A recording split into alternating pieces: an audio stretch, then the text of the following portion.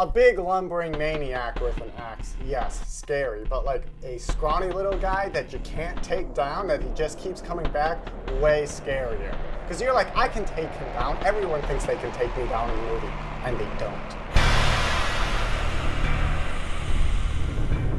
The new version of Friday the 13th and like the new versions of Halloween, they had these like big like wrestler type guys playing like Jason and Michael. So with this one, I really liked the idea of the slasher being this little tiny guy that in real life you could take down really easily, or you feel like you could take down really easily. And then he's wearing this mask, and that is what's giving him this power. The newer version of Friday the 13th, the remake, shied away from the supernatural elements and tried to explain everything. And I'm like, let's take it the other way and just add some and give this mask some real power and get a scrawny guy who it's more creepy because he's still coming at you even though you put 3 bullets in his chest. Ben and I worked together at a horror movie channel called Featurette. I was sitting across from Kyle in a meeting and I saw him do this mannerism that just stuck out to me. And the way he scratched his nose is he did this.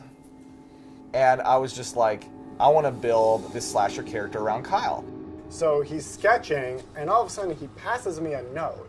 I wrote on a piece of paper to Kyle, would you want to be a slasher in a feature film? I slid the paper to Kyle, and he wrote something on it and slid it back, and it said, yeah.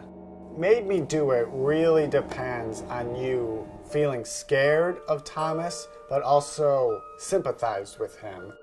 There's really 2 parts to Thomas. So there's Thomas in the flashbacks, and he's this poor, like, a little mentally slow, kind of special needs kid.